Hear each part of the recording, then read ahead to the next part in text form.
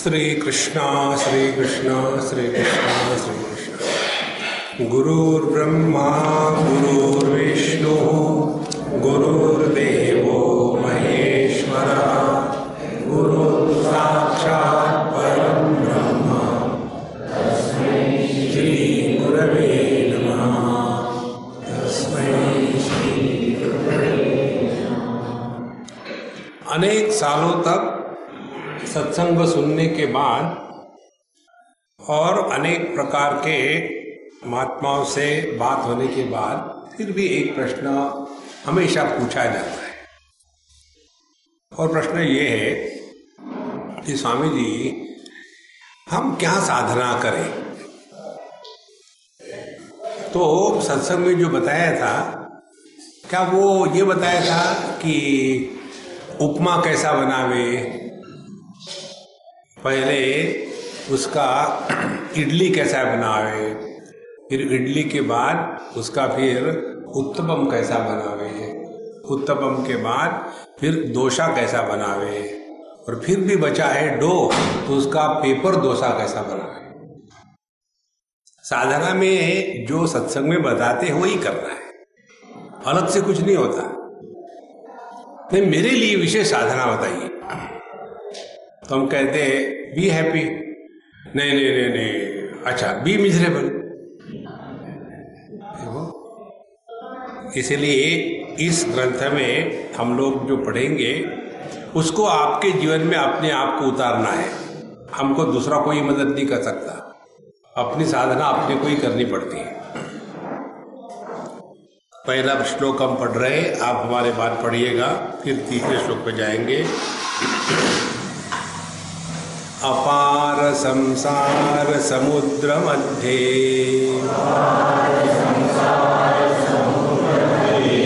समज्जतो मे शरणं किमस्ति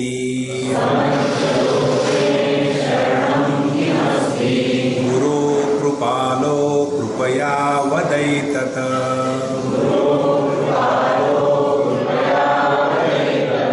विश्वेश पादाम्बुजदीर्घनौका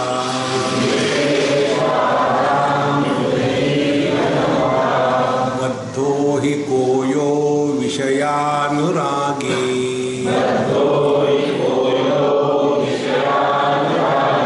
का वा विमुक्तिर्विषये विरक्तिः।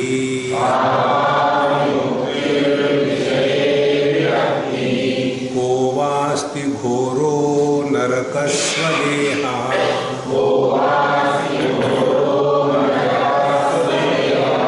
तृष्णात् क्षयस्वर्गपदं किमास्ति।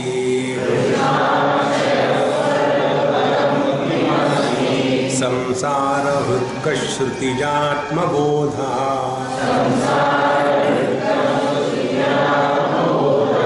को मोक्षहेतु कथितस्स एव।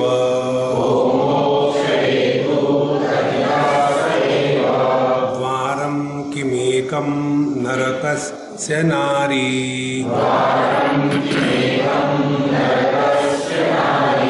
का स्वर्गदा प्राणभृतामहिंसा।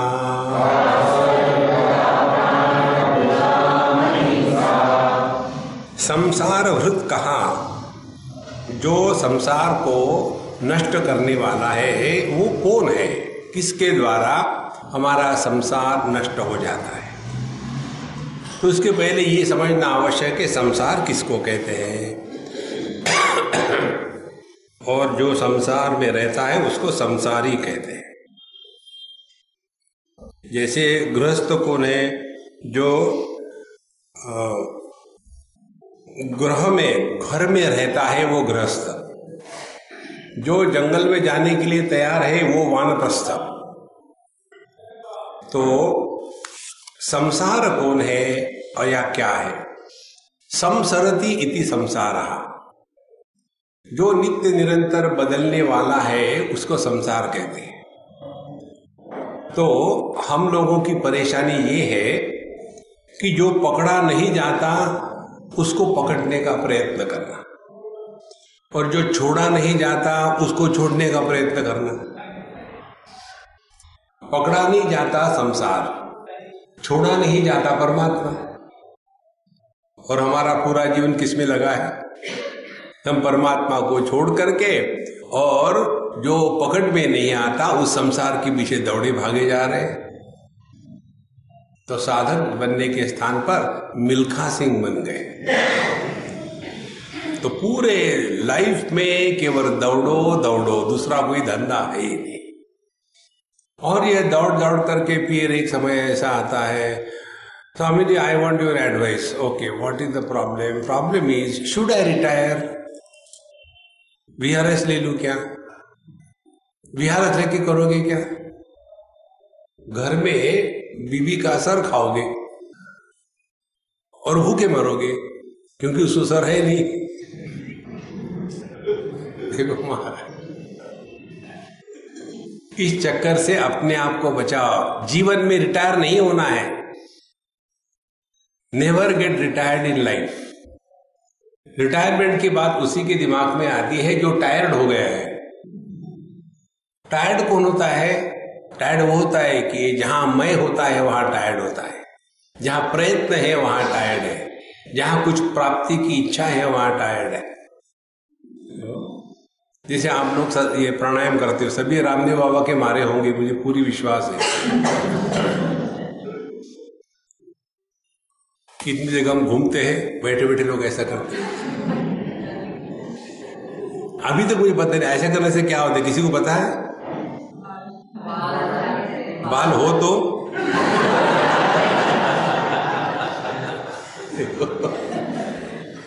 बाल बाल बचे। देखो संतो, इस चक्कर में जब मैं है तभी थकावट है। उदाहरण के लिए आप प्राणायाम करते हो तो प्राणायाम करने वाला मैं होता है, उसमें प्रयत्न होता है। कितने बार करोगे? 10 बार, 20 बार, 21 बार। कितने भी महायोगी होगे तो भी 50 बार, 100 बार। और सांस कितनी बार लेते हैं? 200-1600 बार एक दिन में। तो किसी ने कहा है ऐसा कि यार मैं सांस ले लेके थक गए हो, अब निकलूं, इनफ। क्योंकि उसमें मैं पैदा नहीं होता। जिसमें मैं पैदा है वहां थकावट है, जहां थकावट है वहां संसार है। देखो, इसीलिए संसारी लोग थकने के कारण उनको पसीना आता है। पसीना माने परस्पिरेशन। जहां पसीना है वहां परेशानी है। इसीलिए संसार माने जीवन से ऊब जाना, फ्रस्ट्रेट होना, अब जी के क्या करेंगे, ये संसार है। संसार का अर्थ ये मत कहना कि शादी होगी तो संसारी हो गए। देखो, बाबा जी भी कम संसारी होते हैं क्या? आप लोग जाके मार्केट में से आधा किलो लेडीज फिंगर ले आते हो। लेडीज फिंगर माने भिंडी। बाबा जी लोग मार्केट में जाके आधा ट्रक जेंट्स फिंगर ले आते। जेंट्स फिंगर माने गाजर। दुकानदारी दोनों करते हैं।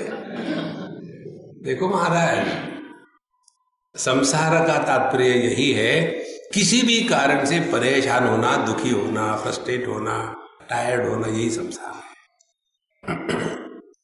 इसीलिए संसार हृत कहा। कौन अपने जीवन के इस थकावट से, परेशानी से, फ्रस्ट्रेशन से हमको मिटा सकता है? ये इसको निकाल दे। जीवन में बिल्कुल नहीं होना चाहिए संसार। तो कुछ है उसके लिए दवाई? जरूर है। तो उसका उत्तर देते हैं, श्रुति जात्मबोधा। श्रुति ज आत्मबोधा। श्रुति ज माने जन्मा हुआ। जैसे पंकज कीचड़ में पैदा हुआ कमल, उसको पंकज कहते हैं। उसी प्रकार से श्रुति ज, श्रुति से, श्रुति माने अपने शास्त्र, शास्त्र माने उपनिषद, उपनिषद माने जहां ब्रह्मात्मक बोध की सिद्धि होती है। देखो, उपनिषद शब्देन ब्रह्म विद्या उच्यते।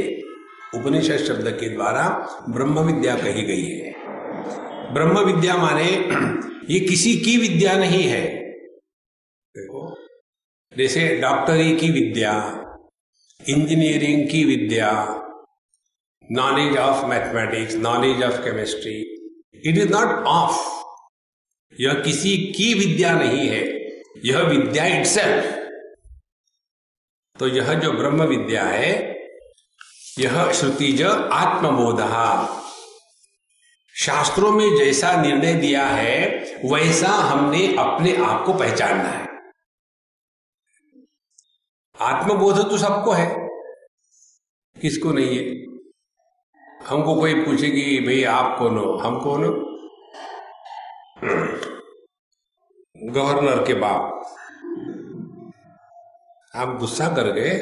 नहीं, गुस्सा कहाँ किया? आपने कहा गवर्नर के बाप। बोले हाँ सच कहा मैंने। कैसे? बोले मेरे लड़के का नाम मैंने गवर्नर रख दिया था।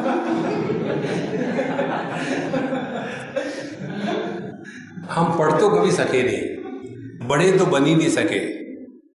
खेत में घास निकालते हैं, जीवन में दरिद्र ने कभी छोड़ा नहीं। अब हमने यही सोचा अब बड़ा बनना है तो क्या करें, तो हमने अपने बच्चों के नाम रख दिए। एक का नाम गवर्नर, एक का नाम कमिश्नर। तो बोलते अरे गवर्नर पानी लिया, गवर्नर दौड़ के आता है, उसी में हम खुशी मना लेते।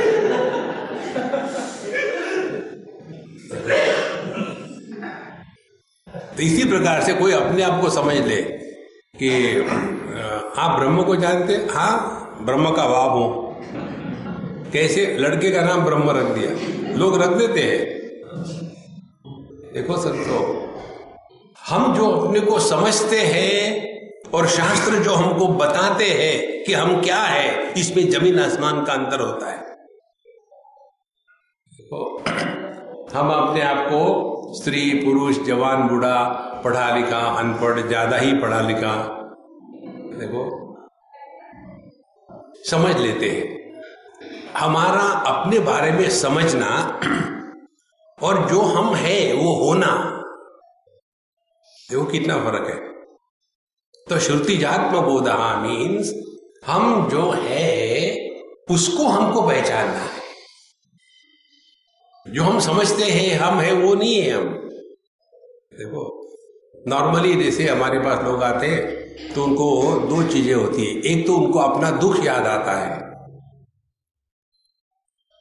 तो आने के बाद वही कहेंगे महाराज जी हम बहुत दुखी है, तो कॉन्ग्रेचुलेशंस। नहीं आप मजाक मत उड़ाना हमारे, क्या करें। अच्छा कौन दुखी है? मैं माने कौन? पति। तो हर एक दुख के प्रारंभ में एक व्यक्तित्व होता है, बिना व्यक्तित्व के दुख का अनुभव नहीं आता, बिना ज्ञाता के ज्ञान नहीं होता। चैतन्य इस ट्राइपॉड में भी है, चैतन्य इस माइक में भी है, चैतन्य हम में भी है। तो हम इसको जान सकते हैं कि ये माइक है, ये ट्राइपॉड है, लेकिन माइक ट्राइपॉड को नहीं जान सकता और ट्राइपॉड माइक को नहीं जान सकता, क्योंकि इन दोनों में जानने वाला ज्ञाता पैदा नहीं होता। जब तक कि ज्ञाता का जन्म नहीं होगा तब तक कि ज्ञान नहीं होता। देखो महाराज, तो श्रुतिजात्म बोधः का तात्पर्य क्या है? हम जो समझते हैं हम अपने आप को, क्या वो हम हैं? इस पर चिंतन करो, तब पता चलेगा।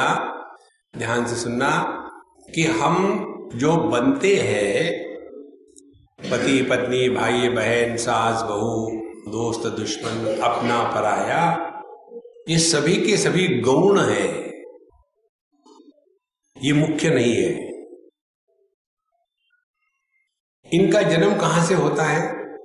पति पत्नी भाई बहन इत्यादियों का इनका जन्म होता है जब देहात्म भाव की सिद्धि होती है, तब इनका जन्म होता है।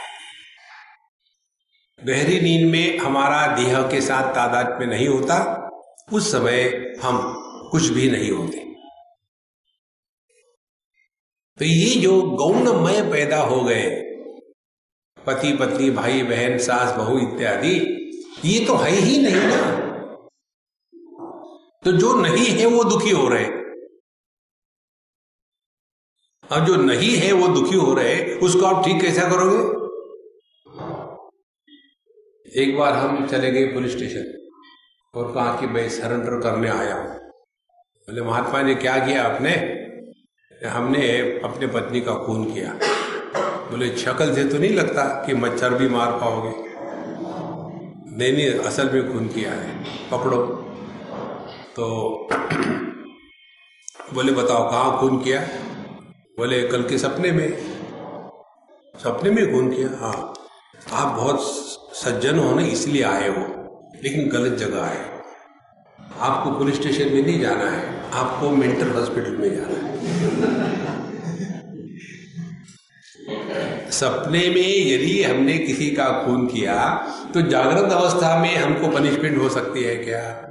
क्योंकि खून करने वाला था ही नहीं ना। स्वप्न पुरुष कहाँ है दिखाओ। सपना जब टूट जाता है तो कहां जाता है? हो तब जाए ना। देखो संतो, श्रुतिजात्म बोधा, तो ये जो गौण आत्मा है, पति पत्नी इत्यादि, ये गौण आत्मा का जन्म होता है जब देहात्म भाव सिद्ध होता है। क्या देहात्म भाव सत्य है?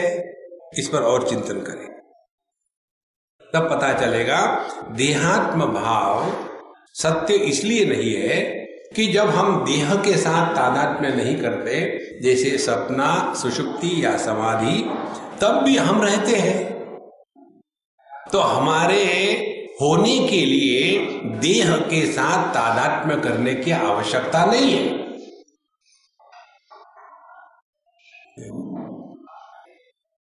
कितनी सरल बात है।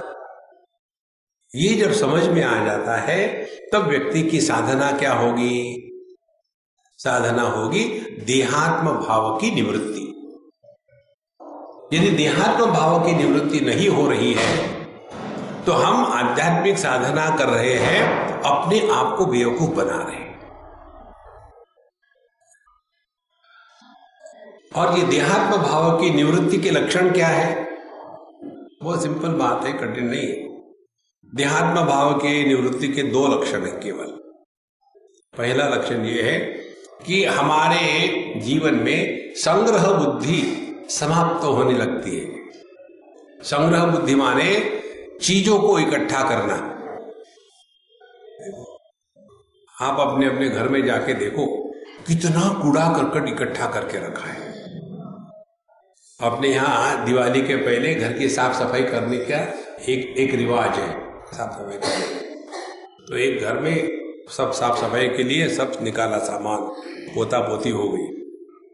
फिर पतिदेव महाराज ने कहा मैंने इतना निकाल दिया है, ये अनावश्यक है, किसका कुछ इंपॉर्टेंट होगा तो देख लेना, नहीं तो मैं इसको फेंकने वाला हूं। महारानी आ गई। महारानी ने उसमें से 70% सामान घर में फिर खींच लिया। और फिर 3 पुत्र आ गए। 3 पुत्रों ने बाकी जो 30% बचा था वो घर में खींच लिया। और ये पति दबाव ना सीताराम सीताराम करके बैठे। कितना सारा कचरा हम इकट्ठा कर रहे हैं। ये पुरानी लुंगी काम आएगी लटकाने के लिए, अरे फाड़ो फेंको उसको। देखो बाबा जी लोगों को भी लंगोटी का बड़ा शौक होता है कि काम आएगी। अब क्या काम आएगी? केवल मंत्र के पढ़ने से कुछ नहीं होता। न कर्मणा न प्रजया धने न त्यागे नैके अमृतत्व मानशु। जब ये लोग चैंटिंग करते ना बड़ा स्टैंडर्ड आवाज निकालते, बताते सीधा नहीं कहेंगे त्यागे नैके। देखो महाराज, इसीलिए देहात्म भाव का निवारण करना ये समझ में आ गया, लेकिन वो हो रहा कि नहीं, किसके पास जाए? डॉक्टर के पास जाए क्या? देहात्म भाव का निवारण हो क्या डॉक्टर साहब? डॉक्टर साहब कहेंगे यदि वो निवारण हो गया तो मैं मरूंगा। तो देखो महाराज, इसीलिए देहात्म भाव का निवारण का तात्पर्य है जीवन में संग्रह बुद्धि कम हो गई। अब दुनिया की वस्तुओं को इकट्ठा करना बंद कर दो, बहुत हो गया। पहली बात। अब दूसरी बात, संबंधों से परेशान होना बंद हो जाओगे। जिस व्यक्ति के जीवन में संग्रह और संबंध इनका प्रभाव कम होने लग जाता है, उसकी देहात्म भाव की निवृत्ति होना प्रारंभ हो गया। अब इसमें करना क्या है? स्वामी जी बताइए क्या साधना करें। शीर्षासन करके मंदिर में 108 चक्कर लगाने चाहिए। उससे क्या होगा? चल करके सर घस जाएगा, दिमाग नहीं रहेगा, तब शांत रहोगे। अज्ञान से अविचारेण कृतो बंधः विचारेण निवार्यते। ये गलत विचारों के कारण हम फंसे हुए हैं। विचारों को ठीक करो, एकदम बढ़िया हो जाएगा सब कुछ। इसीलिए संसार हृत कहाँ, कौन संसार को नष्ट कर सकता है? श्रुति जात्म बोधा। तो हम ना तो ये गौण आत्मा है पति पत्नी इत्यादि, ना तो हम मिथ्यात्मा है देह इत्यादि।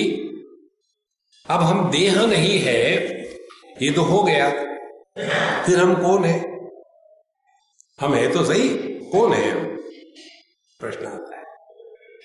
फिर हमको बताते ओ तुम ना जीव हो, और मान लिया।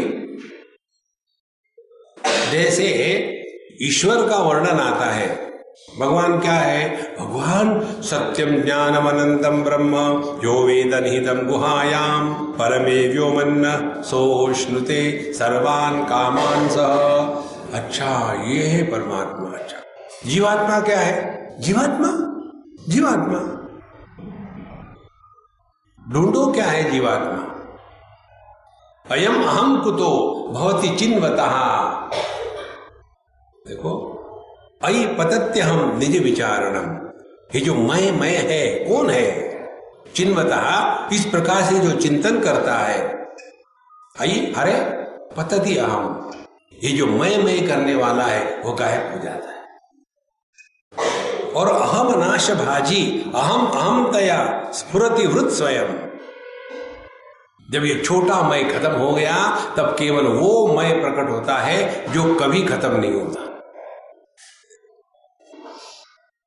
अब ये कभी खत्म नहीं होने वाला मैं आपको दिखाता।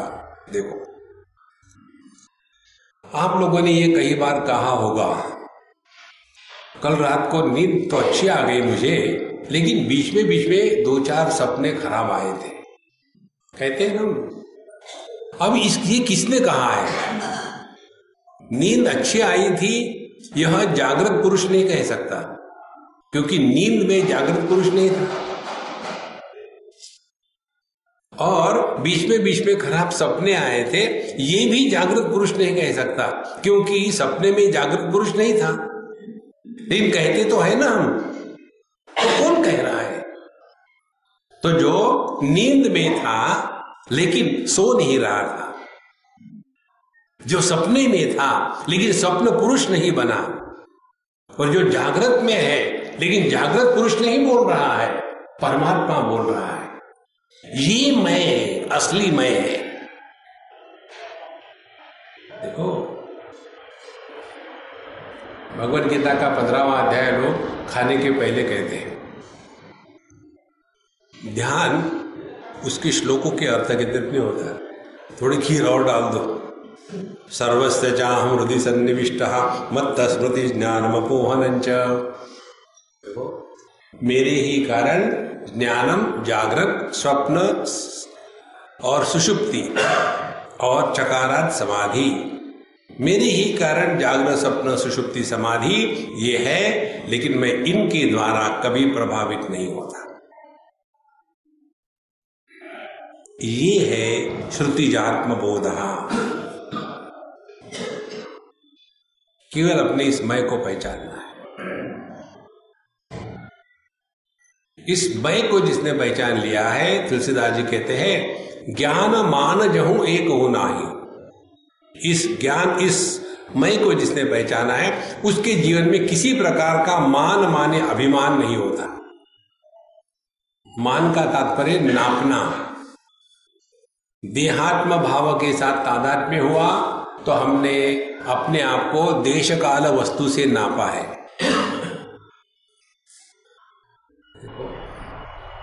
जीव के साथ तादात्म्य हुआ है तो हमने व्यक्तित्व से नापा है, पापी पुण्यात्मा इत्यादि। तो जहां देहात्म भाव जीवात्म भाव इनका संपूर्ण विनाश हो गया है वह है अपना श्रुतिजात्म बोधा। इस परमात्मा में संसार वैसा ही है जैसे दर्पण में प्रतिबिंब होता है। दर्पण में जो प्रतिबिंब है वह प्रतिबिंब दर्पण को स्पर्श नहीं करता। जैसे दर्पण में जब अग्नि का प्रतिबिंब पड़ता है तो अग्नि के प्रतिबिंब से दर्पण जलता नहीं। जब पानी का प्रतिबिंब पड़ता है तो पानी के प्रतिबिंब से दर्पण गीला नहीं होता। इसी प्रकार से जब हम लाल पीले नीले रंग देखते हैं तो उसके द्वारा आंखें लाल पीली नीली नहीं होती। जब कानों से अच्छे बुरे शब्द सुनते हैं तो कान अच्छे बुरे नहीं होते। मन में जब अच्छे बुरे विचार आते हैं तो मन अच्छा बुरा नहीं होता। इसी प्रकार से जागृत स्वप्न सुषुप्ति समाधि ये आके चली जाती है इस चिदाकाश में। उसके द्वारा यह चिदाकाश जागृत स्वप्न सुषुप्त और समाधि नहीं होता, ये अपना स्वरूप है। संसार वृत्कः श्रुतिजात्म बोधः।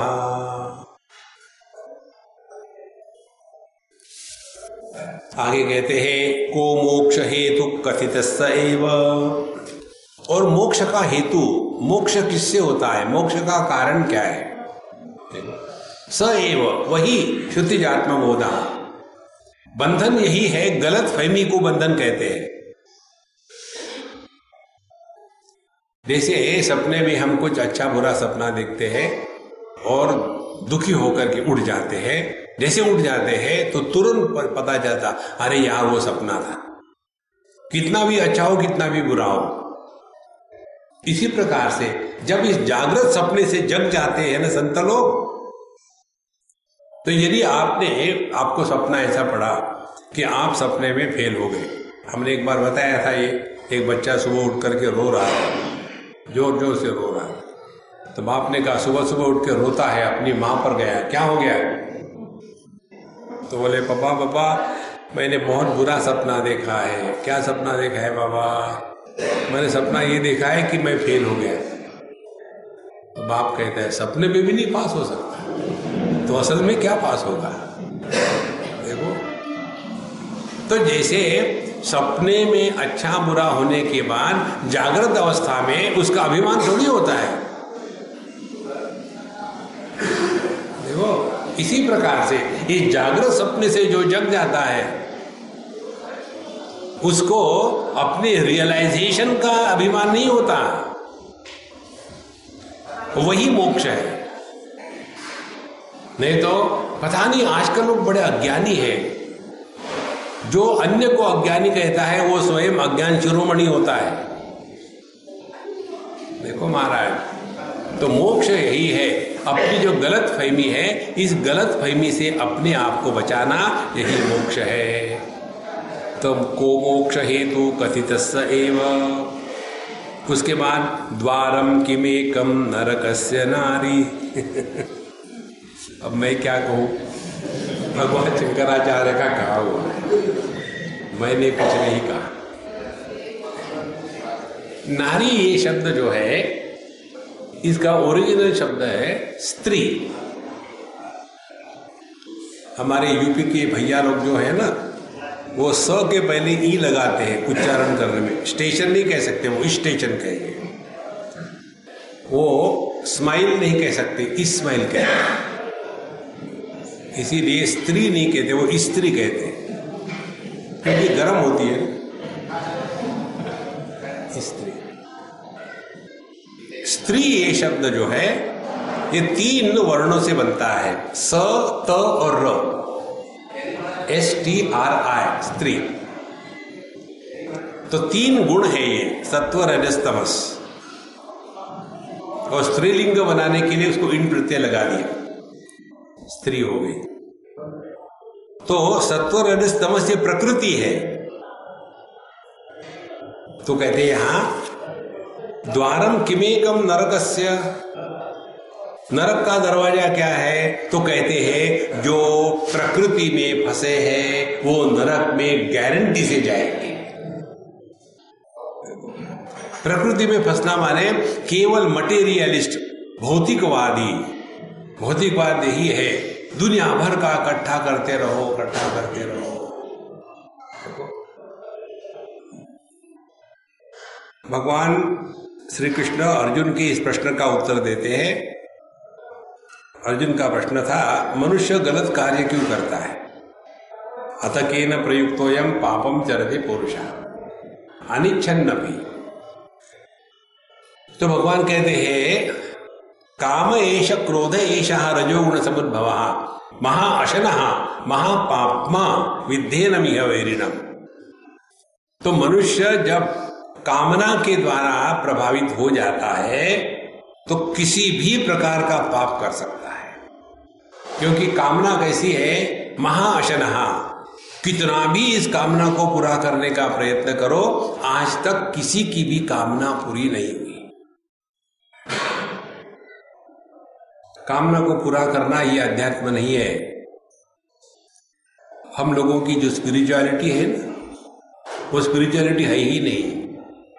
वो एक memorandum of understanding, MOU signature. देखो, हम जाते हैं भगवान के पास, कहते हैं भगवान अमुक अमुक कर देना। भगवान को कौन चाहता है? देखो संतो, इच्छा को पूरा करना ये अध्यात्म नहीं है। ये बात बताते हैं शास्त्रों में, लेकिन हम पकड़ नहीं पाते, क्योंकि हमको अध्यात्म का तात्पर्य यही हो गया है कि अपनी इच्छा को पूरा होना चाहिए, फिर ठीक है। प्रहलाद जी का चरित्र आता है श्रीमद् महाभागवत पुराण में। वहां जब नरसिंह भगवान प्रकट हो गए, सब काम हो गया, फिर उन्होंने कहा कि अच्छा प्रहलाद क्या चाहिए मांगो। तो उन्होंने कहा मुझे कुछ नहीं चाहिए। बोले ये कैसे होगा? ये तो हमारे नियम के विरुद्ध है। जब हम आते हैं तो हमको कुछ देना ही पड़ता है, आपको तो लेना पड़ेगा। बोले मुझे कुछ चाहिए नहीं तो क्या दोगे आप? बोले नहीं, मांगो। तो फिर वो कहते हैं, जब आप मुझे इतने बार कह रहे हो मांगो मांगो, तो मेरे मन में कहीं ना कहीं सुप्त अप्रकट इच्छा जरूर रही होगी, इसीलिए आप मुझे कह रहे हो। तो मैं आपसे यही मांगता हूं कि भगवान मेरे अंतःकरण में एक भी इच्छा न रहे। ये होता है अध्यात्म। देखो, इसीलिए द्वारम किमेकम नरकस्य नारी, जब तक हम इस प्रकृति में फंसे हुए हैं तब तक कि हम केवल नरक की ओर जा रहे हैं। प्रकृति में फंसना माने जगत के वस्तु व्यक्तियों के प्रति आसक्ति होना, और जो मनुष्य आसक्त है वो कभी भी सुखी नहीं रह सकता, क्योंकि आसक्ति वो है जो जा सकती, टिकती नहीं, और फिर आदमी उसी में फंसा रहता पूरे जीवन में। देखो, अब बुढ़ापे में जाकर के सब कुछ हो गया है बढ़िया, बड़े हो गए, बच्चे प्रोड्यूस किए, वो भी पढ़े लिखे हो गए, और वो भी अपने अपने शादीशुदा करके हो गए सब। अब आपके पास टाइम ही टाइम है, मौज में रहो ना।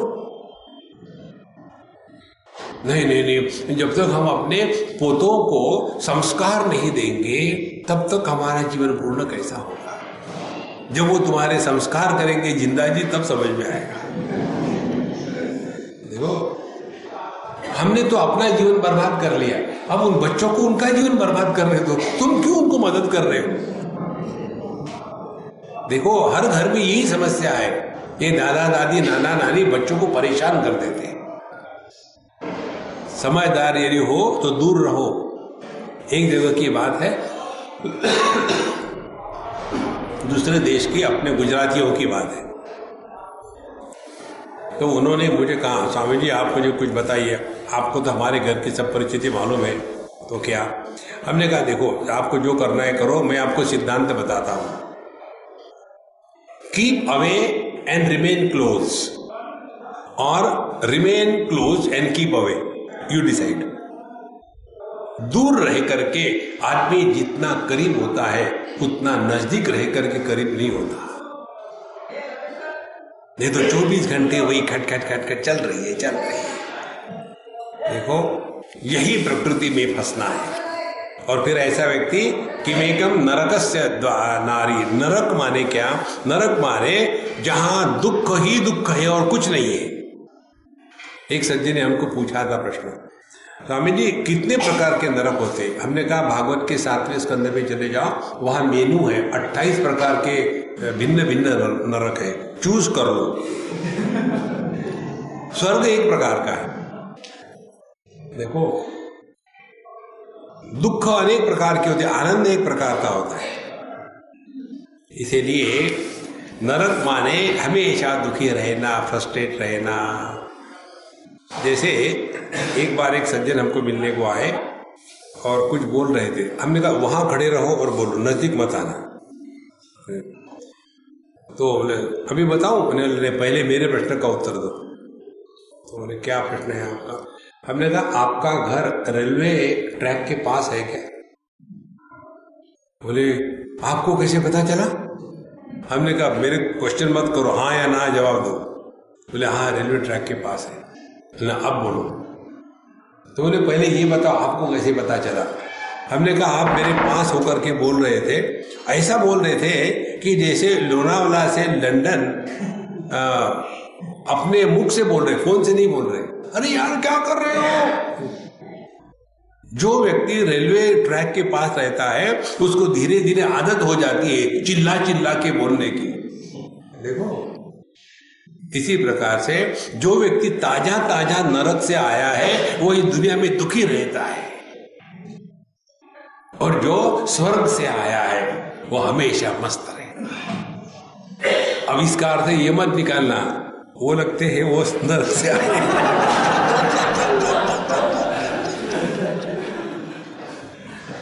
देखो, ये दूसरे को बताने के लिए नहीं है, ये अपने को देखना है। जहां आप दुखी हुए समझ लेना आप में नरक प्रकट हो गए। इसीलिए द्वारम किमेकम नरकस्य नारी कहा स्वर्गदा प्राणभृताम अहिंसा। और स्वर्ग देने वाली कौन सी साधना है जिसके द्वारा हम स्वर्ग को प्राप्त हो जाते हैं? निश्चित विवाह नहीं, क्योंकि लोग कहते हैं कि शादी के बाद घर स्वर्ग हो जाता है और उसी के बाद आदमी स्वर्गवासी हो जाता है। वो नहीं। स्वर्ग किसको कहते हैं? कहते हैं स्वर्ग का तात्पर्य है जहां किसी प्रकार की परेशानी नहीं है, उसको स्वर्ग कहते हैं। ध्यान से सुनो, कुछ भी बन के रहो तो परेशानी है, कुछ बनो मत तो कोई परेशानी नहीं। एक बार एक बाबा जी और उनका चेला जी गंगा जी किनारे निकले, तो कहीं ऐसा स्थान आया, शाम हो गई, खेती थी। तो बाबा जी ने चेला जी को कहा बेटा तुम थक गए होगे, जवान लोग ज्यादा थकते हैं, बुढ़ाओ लोग कम थकते हैं, तो ऐसा करो, देखो ये मचान बनी हुई है खेत में, जाके सो जाओ, आराम कर लेना, कल निकल पड़ेंगे। बोले गुरु महाराज आप क्या करोगे? बोले मैं तो वैसे भी नींद नहीं आती, मैं वैसे ही बैठे बैठे भगवान का नाम लूंगा, अब क्या करूं, बुढ़ापा भी नींद नहीं आती। तो ये चेला जी जाके बैठे ऊपर और बैठ करके आप तान दुपट्टा लेट के, आहा मजा आ गया। तो थोड़ी देर के बाद उस मचान का मालिक आ गया और सीढ़ी लगा करके हाथ में लालटेन लेके चढ़ा। कौन सो रहा है यहां? पता नहीं कहां से चोर आ जाते हैं, कौन हो तुम? तो वो कहता है मैं महात्मा हूं, दिखता नहीं क्या? महात्मा हो, और उसकी पिटाई धुनाई करी।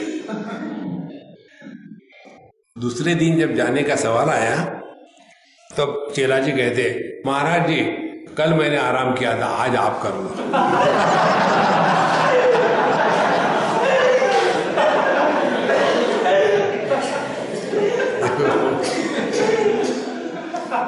तो वहां दूसरे दिन महात्मा जी गए ऊपर। महात्मा जी को वैसे भी नींद नहीं आती, तो अपने बैठे राम नाम कर रहे थे, शांत हो गए, बिल्कुल कोई हल्ला नहीं, चलना नहीं, कुछ नहीं। फिर वो आदमी आ गए लालटेन लेकर के। जैसे देखा ये महात्मा जी शांत होके बैठे, कोई हिल्ला नहीं, कुछ नहीं, आके शांत है, एकदम साष्टांग दंडोत। महाराज जी क्या भाग्य है मेरे, साक्षात भगवान ने आपको मेरे पास भेज दिया। उनकी लीला अपरंपार है। फिर उनको फल खिलाए, दूध पिलाया, उनकी सेवा करिए, हाथ पैर दबाए। महाराज जी आपके पैर थके होंगे, मैं जरा उसको मक्खन लगाता हूँ, सब कुछ सेवा करिए। और महात्मा जी वैसे सो गए। सुबह उठ करके नीचे आए। चेला जी देख रहे थे आज क्या खबर है। चेला जी कहते, महाराज जी नींद कैसी है? बड़ी अच्छी हो गई। और क्या हुआ? और क्या होना था, वही होता है हमेशा के जैसा। चेला जी को लगा इनको पड़ी, तो बोले क्या हुआ क्या? बोले नहीं, वही अपना दूध ले आया, रबड़ी ले आया, फल ले आया, खिलाया और बड़ी पैरों की सेवा करी। देखो पैर कितने नरम हो गए, खूब मक्खन रगड़ाए। अरे आपको ऐसा किया, फिर मुझे ऐसा क्यों किया था? मेरी क्यों पिटाई हो गई? क्या कारण है? बोले देखो बेटा तुम कुछ बने होगे, बताओ तुमने क्या कहा? जब उसने पूछा, बोले जब उसने पूछा तो मैंने कहा कि मैं महात्मा हूं। बोले इसीलिए उसने तुम्हारी पिटाई करी। महात्मा बनते हैं तब पिटाई होती है, महात्मा होते हैं जब पूजा होती है। महाराज बनो मत कुछ दुनिया में। जब आदमी बनता है ना तो बेवकूफ होता है, जब होता है तब आनंद ही आनंद है। यही है कहा स्वर्गदा प्राणभृताम अहिंसा। तो स्वर्ग माने क्या? जिसमें हम कुछ बनते नहीं। जब हम कुछ बनते नहीं तो किसी के सामने कुछ सिद्ध करने का प्रयत्न नहीं करते। अहिंसा माने अन्य के विचारों को, अन्य के अस्तित्व को, अन्य के ज्ञान को, अन्य के सुख को मिटाने का जो प्रयत्न है उसको हिंसा कहते हैं। अहिंसा माने जो जैसा है उसको वैसा स्वीकार किया। ये बहुत बड़ी साधना है संतो। हम लोगों की स्थिति ये है, बारिश के दिनों में वर्षा की हम कंप्लेन करते हैं, बहुत ही वर्षा हो रही है। उसके बाद जाड़े के दिनों में ठंडक की कंप्लेन करते, बहुत ठंडा हो रहा है। फिर गर्मी के दिनों में फिर कंप्लेन करते, गर्म बहुत हो रहा है। तो हमारी कंप्लेंट सुन सुन के भगवान एक एक मौसम बदलता है, लेकिन हमारी कंप्लेंट कभी खत्म होती नहीं। तो भगवान ने देखा है यार इसके लिए कुछ भी करो, ये कंप्लेंट करता ही है, इसीलिए हमारी एक बात नहीं मानता। देखो कोल्हापुरी मिर्ची खानी है और कंप्लेंट करनी है तीखी है। यदि मिर्ची तीखी नहीं चाहिए तो शिमला मिर्ची खाओ, कोल्हापुरी खाओगे तो तीखा स्वीकार करो। बम्बई में रहना है और ट्रैफिक जैम की कंप्लेंट करो। देखो बॉम्बे का नाम बदल देना चाहिए, जामनगर कर देना चाहिए। ऐसा ही होता है, जहां आपके जीवन में अहिंसा की प्रतिष्ठा हो गई, कोई कंप्लेन नहीं, कोई लेना नहीं देना नहीं, आप स्वर्ग में हो।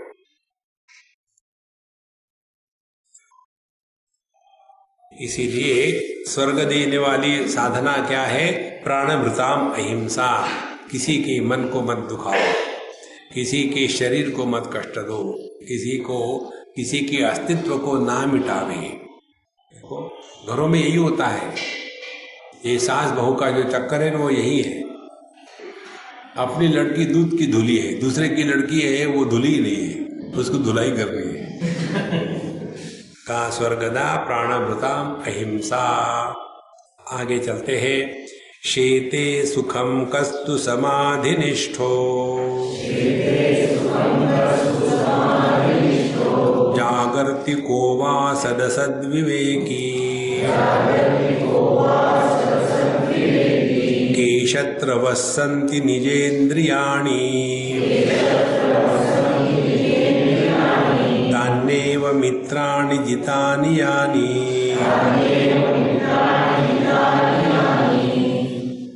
शेते सुखम कहातु समाधिनिष्ठः। जो व्यक्ति जीवन में असली सुख कब प्राप्त करता है, देखो माने हम लोग जो सोते हैं ना वो सुख से नहीं सोते, परेशान हो गए, टायर्ड हो गए, फिर सो गए। माने हमारे सुख की परिभाषा विधियात्मक नहीं है, निषेधात्मक है।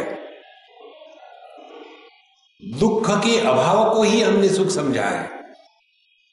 हमारा सुख कैसा है, जैसे एनेस्थेशिया वाला होता है। जैसे कहीं आपके उंगली को कुछ करना हो तो ये डॉक्टर लोग लोकल एनेस्थेशिया देते हैं, और आप देखेंगे पूरा अच्छी तरह से देख रहे हैं, और आपके सामने वो चक्कू से काटना कूटना शुरू करेंगे, आपको दुख नहीं होगा। तो वहां जो लोकल एनेस्थेशिया दे दिया है, जहां दुख का अभाव है, उसी को हमने सुख माना है। देखो, दुख के अभाव को सुख मानना यह विधेयात्मक पद्धति नहीं है, it is a negative approach. इसीलिए शेते सुख कहा। कौन है कि जो एकदम शांति से, प्रेम से, आनंद से सो सकता है? कहते समाधि निष्ठा।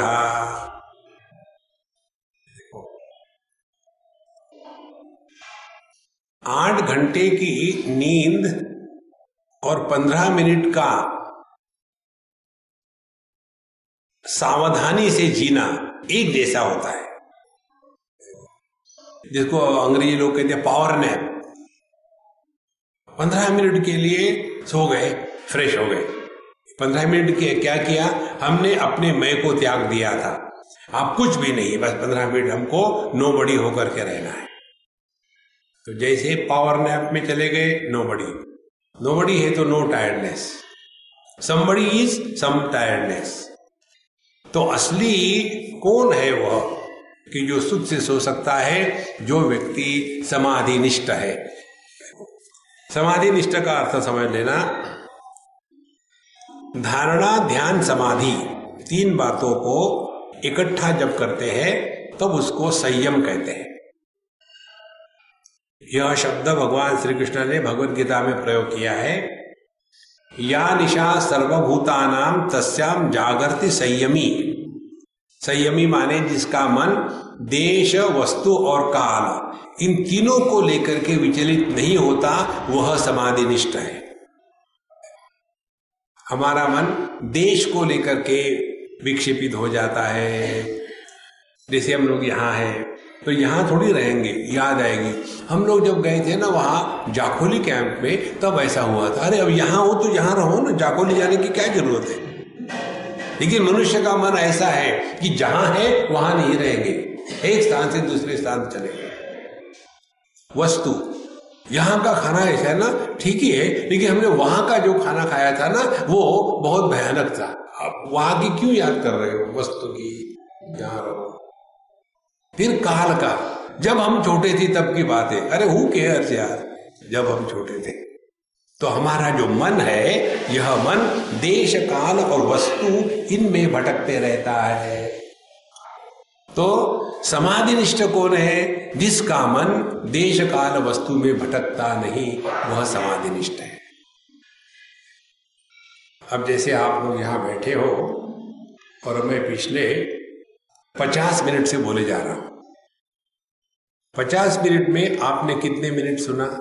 हाँ, यही नहीं सुना, क्योंकि मनीराम चले गए थे भटकने के लिए। तो समाधिनिष्ठ माने जिसका मन सहज शांत रहता है, दर्पण तुल्य। अगली बार दर्पण के सामने खड़े रहोगे ना, इस पर चिंतन करना, हेयर स्टाइल मत देखना, वो मत देखना। ये देखना कि दर्पण में जो प्रतिबिंब है उसकी क्या स्थिति है, इस पर चिंतन करो। तब पता चलेगा कि एक विश्व सुंदरी दर्पण के पास जाती है तो दर्पण ये नहीं कहता हे हैंग अराउंड लिटिल लॉन्गर, नहीं। और जैसे हमारे साथ खुसट पहुंच जाता है यानी हट यार दूसरे को आने दे, नहीं कहता। इसी प्रकार से जब हमारा मन किसी भी प्रकार का विरोध नहीं करता, केवल दर्पण मात्र जैसा है, सबको प्रतिबिंबित करता है, लेकिन किसी के भी द्वारा प्रभावित नहीं होता, वह समाधिनिष्ठ है। शेते सुखकस्तु समाधिनिष्ठ। कौन सो सकता है शांति से? वही जिसने अपने पूरे जीवन में शांति का उपयोग लाया है। देखो, और हम लोगों का कैसे जीवन है, रात को लेट नाइट क्राइम शोज देखेंगे और वो क्राइम शोज देख करके सोएंगे, फिर सपने में आ जाता है चलते गाड़ी में लटकती लाश, और फिर रात में नींद नहीं आती।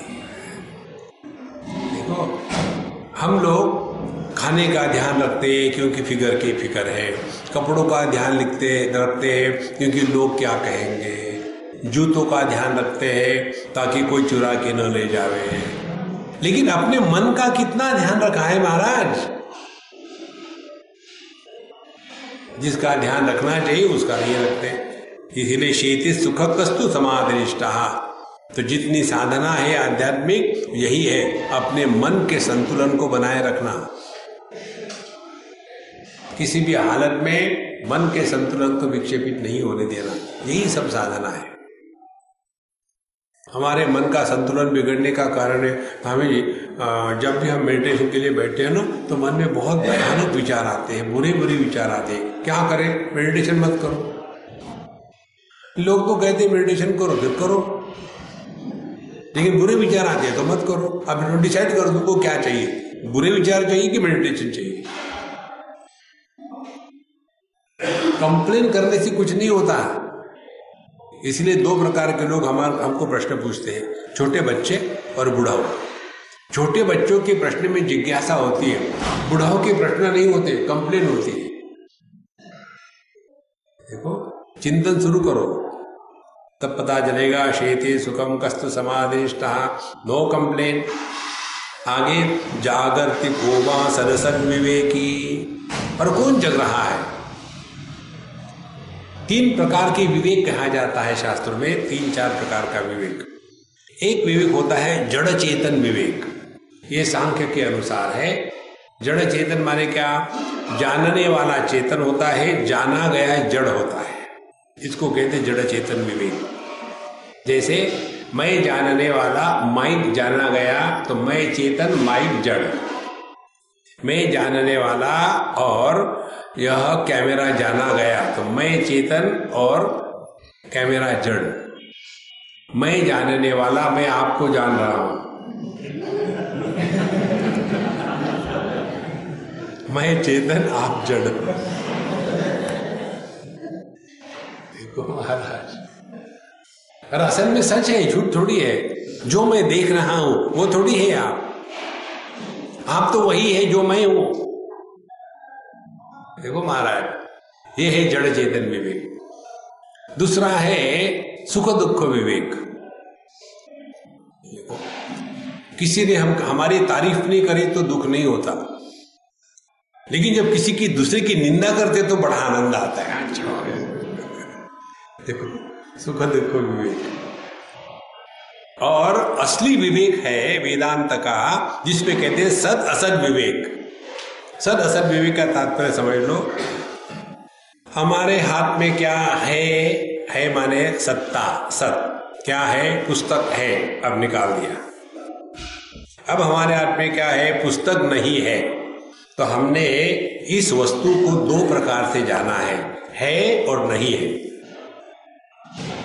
ध्यान से सुनना। जो है का आधार है और जो नहीं का भी आधार है, वह सद असत के परे, सद असत। अब देखो, जागृत में हम हैं, सपने में हम हैं, हम दोनों जगह है, लेकिन दोनों के परे है। जागृत और स्वप्न ये अनुभूतियां भावात्मक होती है, उसमें है का प्राधान्य है। सुषुप्ति और समाधि अभावात्मक होती है, उसमें कुछ भी नहीं है। तो जो है और नहीं है इनका विवेक करेगा, उसको पता चलेगा कि जो नहीं है उसको क्या अलग करोगे, जो है उसी को तो अलग करोगे ना। तो सरसद विवेक का तात्पर्य हो गया केवल सत्ता मात्र है, बाकी अभाव की असंभावना है, अभाव हो ही नहीं सकता। इसीलिए जागृतिको वा सरसद विवेकी, तो कौन जग रहा है? जग रहा है वो जो अपने स्वरूप में जगा है, जिसने केवल इधर ध्यान दिया है, जिसका जन्म नहीं, जिसमें विकार नहीं, जिसका मृत्यु नहीं और जिसका अभाव नहीं, वो जग रहा है। देखो महाराज, हमको ना तो अपने जन्म का अनुभव है, ना तो बढ़ने का, ना मृत्यु का, ना अभाव का। ये अपना जो अनुभव है उसको कुछ करना थोड़ी है महाराज, वो है ही। हम ना चाहे तो भी हम परम ब्रह्म स्वरूप है।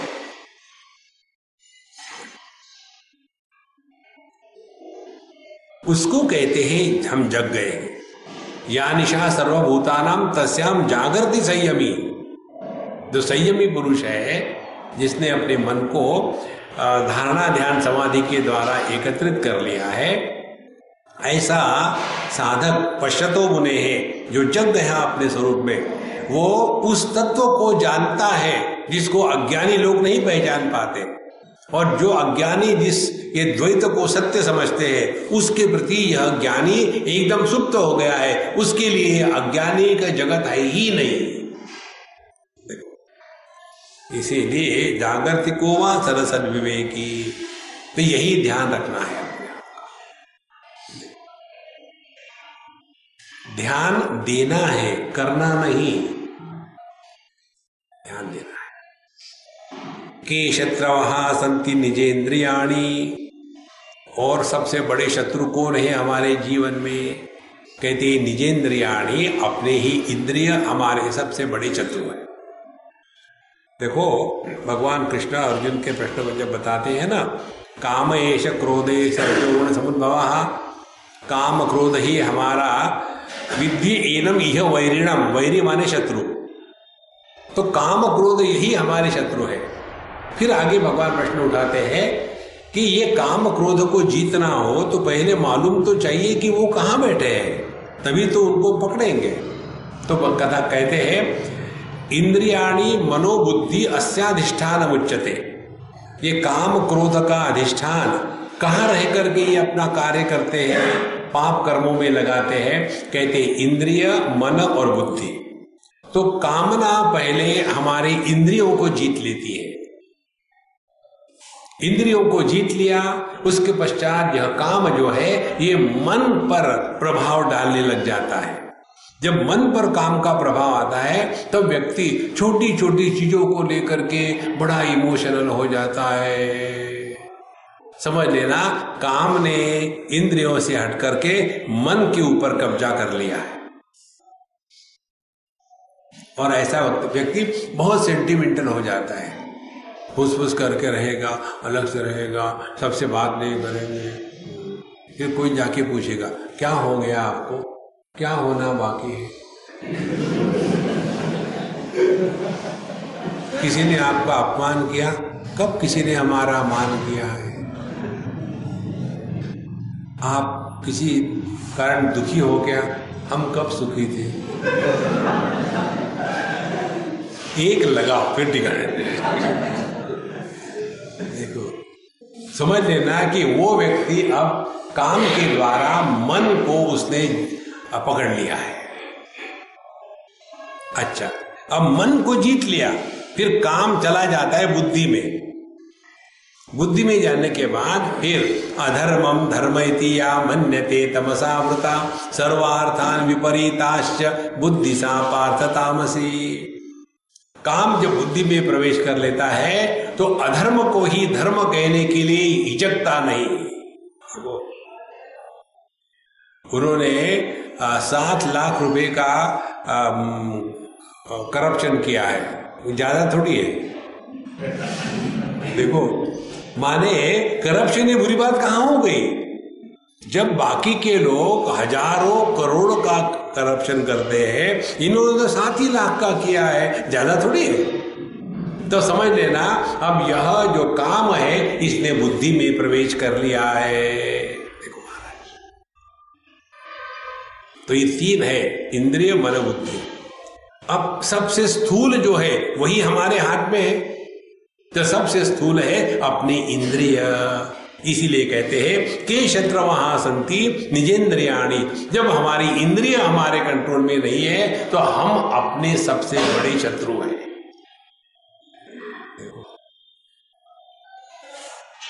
हमारे संत ज्ञानेश्वर महाराज कहते हैं सभी इंद्रियों को नियंत्रण में लाने के लिए पहले एक इंद्रियों को पकड़ो, और वो है अपनी जबान।